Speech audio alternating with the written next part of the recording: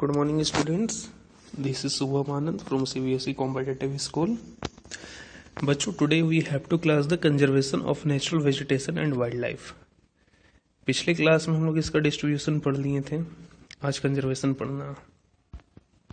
So let's start. देखो, forests are our wealth. ये हमारा वेल्थ है क्योंकि इससे हम लोग बहुत सारा इकोनॉमिकल बेनिफिट भी ले सकते हैं. Plants give shelter to the animals and together they maintain the ecosystem. Plants क्या करते हैं? जानवरों को शेल्टर देते हैं. शेल्टर मतलब छां देना, है ना, रहने के लिए जगह देना. Shelter to the animals and together they maintain the ecosystem. और तभी इकोसिस्टम हम लोगों का मेंटेन होता है. Changes of climate and human interference can cause the loss of natural habitats for the plants and animals. तो अगर किसी तरह का क्लाइमेट चेंज हो, ठीक है, क्लाइमेट में बदलाव हो या ह्यूमन इंटरफेरेंस हो, हम लोगों का इंटरफेरेंस हो उन लोगों का जो हैबिटाट है उसमें, ठीक है, तो क्या होता है कि उनका जो प्राकृतिक तौर पे हैबिटाट है, जो गॉड गिफ्टेड उन लोगों का रहने का घर है, ठीक है, एनिमल्स का एंड प्लांट्स का, वो क्या होता है? हैम्पर होता है, खराब होता है. अब हमारा ही घर में कोई दूसरा कोई कुछ करेगा चेंजेस, को हम लोगों को अच्छा लगेगा? नहीं लगेगा. तो उसी तरह उन लोगों को भी अच्छा नहीं लगता है और उससे क्या होता है कि प्लांट्स एंड एनिमल का लॉसेस होता है. ठीक है, आगे देखो. Many species have become vulnerable और endangered and some are on the verge of extension. देखो, मैनी स्पीसीज, बहुत सारी प्रजातियां, ठीक है, जो तुम्हारा पेड़ हो या जानवर हो उन लोगों का प्रजाति.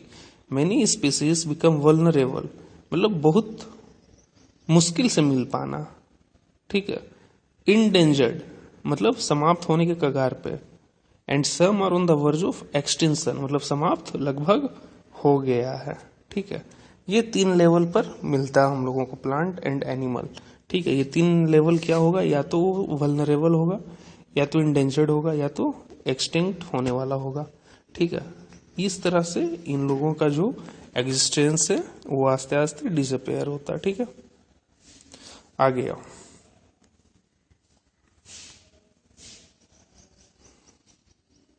देखो, deforestation, soil erosion, constructional activities, forces, fire, tsunami and landslides are some of the human and natural factors which accelerate the process of extinction of the resources. तो कुछ reasons है, some reasons are associated with the extinction of resources are, कुछ reasons है जिसके कारण extinction होता है. वो reasons है like deforestation, सॉइल इरोजन, पेड़ काटिएगा, मिट्टी का इरोजन, बह के कहीं और चले जाना. कंस्ट्रक्शनल एक्टिविटी, अपार्टमेंट वगैरह बनने का कल्चर. फॉरेस्ट फायर्स, ठीक है, फॉरेस्ट फायर मतलब जंगल में आग लगना. सॉरी, इसको हम फोर्स फायर पहले बोल दिए थे, फोर्स फायर नहीं, फॉरेस्ट फायर. ठीक है, फॉरेस्ट फायर जंगल में आग लगना. सुनामी, ठीक है, सुनामी मतलब बहुत ऊंचा ऊंचा वेग जो है, लहर है समुद्र का, वो लैंड की ओर आता है. ठीक है, सुनामी. लैंडस्लाइड्स, समझिए लैंडस्लाइड्स, ठीक है, पहले भी बता चुके हैं. Landslides are some of the human and natural factors which accelerate the process of extinction. जो एक्सटिंक्ट होने का प्रक्रिया है, ठीक है, उसे और तेज कर देता है. ठीक है, आगे.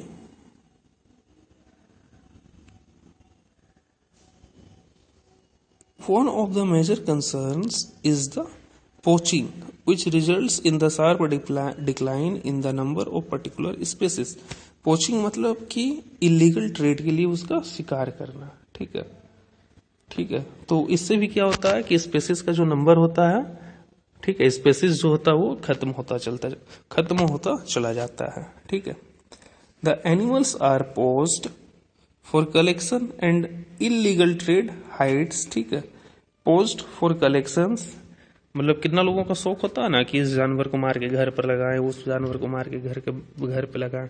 पहले का टाइम पे चलता था, राजा महाराजा वाला टाइम पे. ठीक है, and illegal trade off heads, skins, nails, teeth, horns as well as feathers। और उसका जो ऑर्गेनिज्म है, पार्ट्स है, ठीक है, वो सबको बेचता है। स्किन्स वगैरह बेचा जाता है, खाल जिसको बोलते हैं ना, बहुत सारा जानवर का नाखून बिकता है, दांत बिकता है, ठीक है। Some of these animals are tiger, lion, elephant, deer, black bucks, crocodile, rhinoceros, snow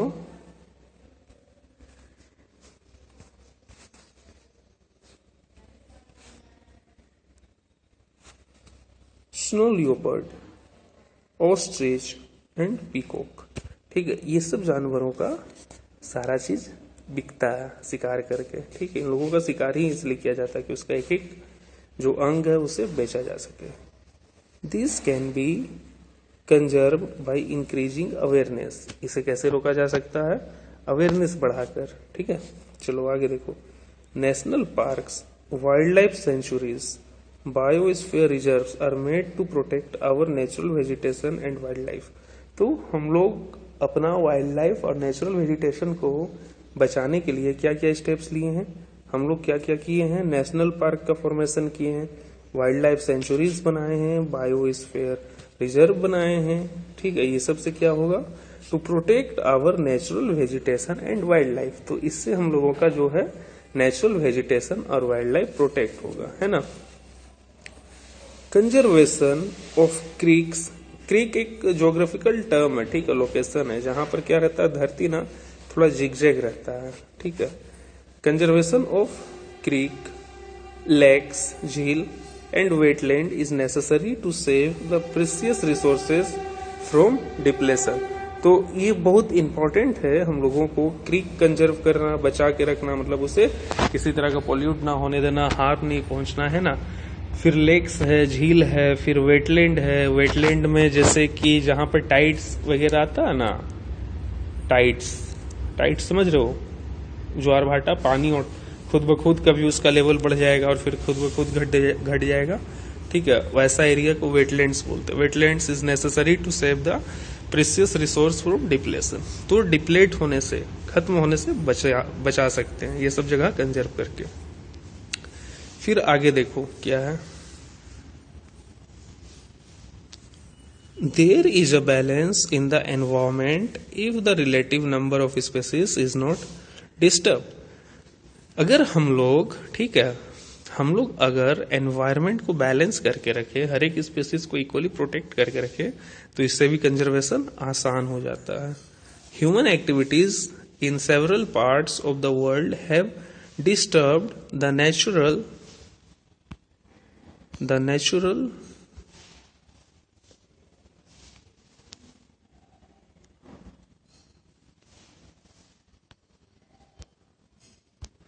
natural habitats of many species.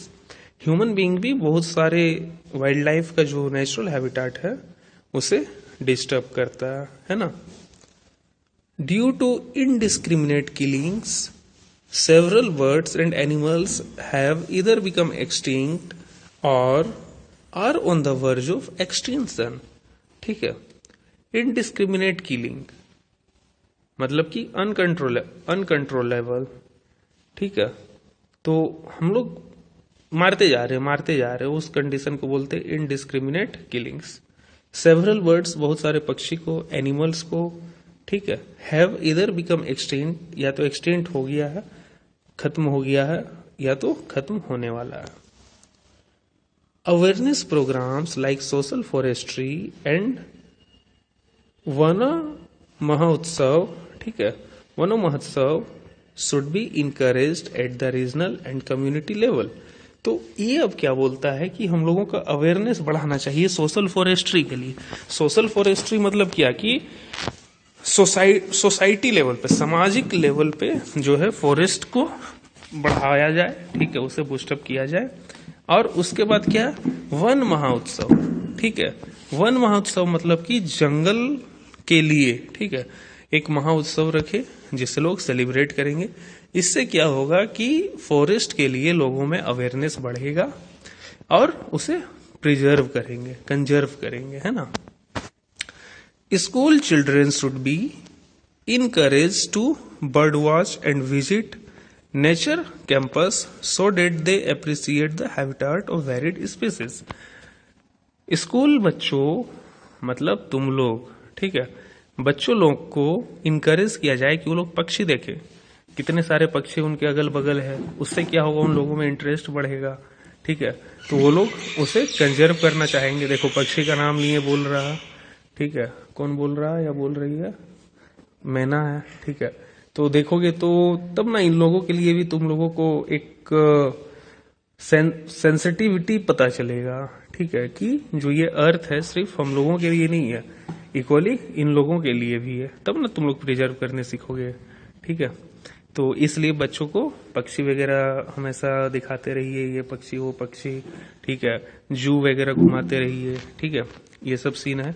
ये सब से भी कंजर्वेशन हो सकता है, मतलब बचपन से ही उसे ये सब के बारे बताना है कि जो पृथ्वी है वो सिर्फ हमारे लिए नहीं है, वो सारे जीव के लिए है, ठीक है। हो गया यहाँ तक। Now look here, many countries have passed laws against the trade as well as killing of birds and animals। बहुत सारा लॉ बनाया गया, कानून बनाया गया है, ठीक है, इसलिए killings of birds and animals को बचाने के लिए, ठीक है। In India killing Lions, tigers, dears, great Indian bustard and peacocks is illegal. अगर तुम भारत में लायन को मारते हो, टाइगर मारते हो, डियर मारते हो, ग्रेट इंडियन बस्टर्ड मारते हो, पीकॉक मारते हो, तो ये सब इलीगल है। इस सब में तुमको उम्र कैद भी हो सकता है, ठीक है, लंबा समय के लिए। आगे देखो,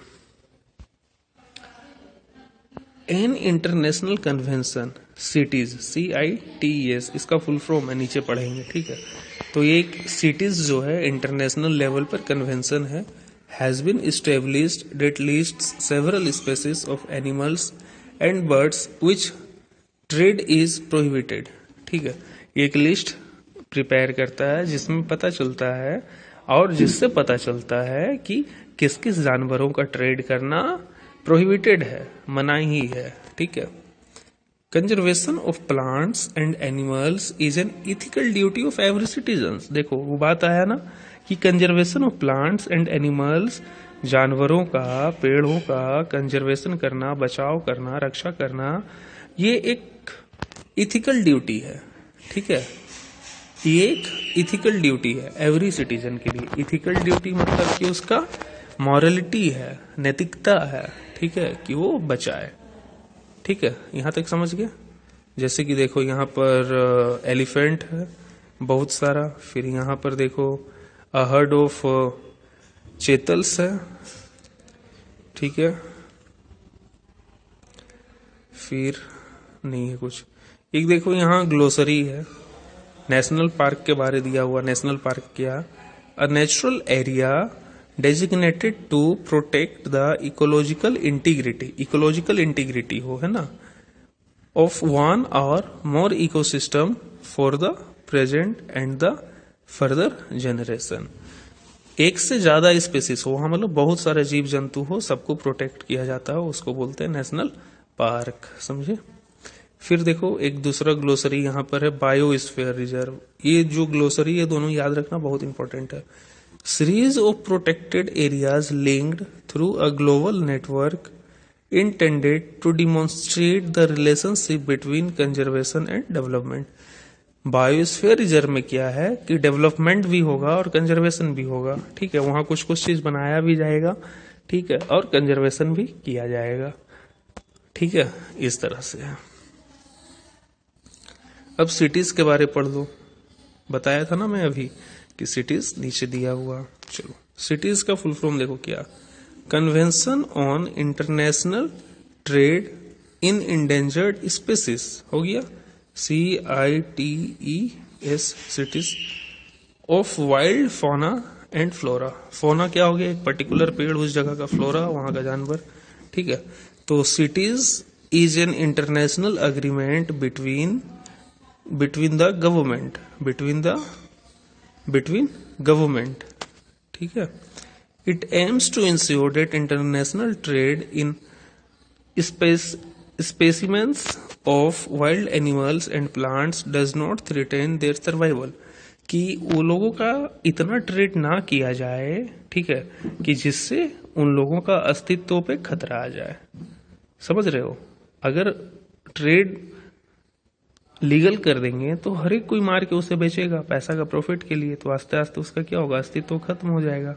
ठीक है, तो उसका अस्तित्व को बचाए रखने के लिए उसका ट्रेड जो है इलीगल कर दिया जाए कि नहीं बेचना है। ठीक, रफली 5,000 species of animal and 28,000 species of plants are protected. Bears, dolphin, cacti, coral, orchid, aloes are some examples. ये सब चीज जो है, ठीक है, ये सब का प्रोटेक्शन सिटीज के अंतर्गत किया हुआ, तो आप इसका ट्रेड नहीं कर सकते हो। ठीक है, तो ये चैप्टर खत्म आज फाइनली। अब है क्वेश्चन आंसर, तो आप लोग ये क्वेश्चन आंसर करोगे घर पे। Answer the following question, which are the 2 main climatic factor responsible for formation of soil, take the correct answer, match the following, ये सब आप करोगे। ठीक है, ओके, तो आज आपका सेकेंड चैप्टर भी कंप्लीट हो गया। सारे का नोट्स आप लोग अपडेट करोगे। ठीक है, चलिए, तभी ये सेकेंड चैप्टर आपका land, soil, water, natural vegetation and wild life resources खत्म हो गया। अब आप लोग ये सब याद कीजिए, मेमोराइज कीजिए। कोई डाउट हो तो पूछिए व्हाट्सएप पे, मैं उसका जवाब दूंगा। और स्कूल खुलने के बाद कॉपी रीचेक करूंगा, सारा नोट्स अपडेट रहना चाहिए, क्योंकि स्कूल खुलने के बाद कुछ दिन के बाद ही मैं टेस्ट ले लूंगा। तो इसलिए जो भी पढ़ा रहा हूँ सीरियसली सारे चीज़ को राइट डाउन करके याद करते चले जाइए। ओके, चलिए, थैंक यू। कल मिलेंगे नए सब्जेक्ट के साथ, नए टॉपिक के साथ। बाय।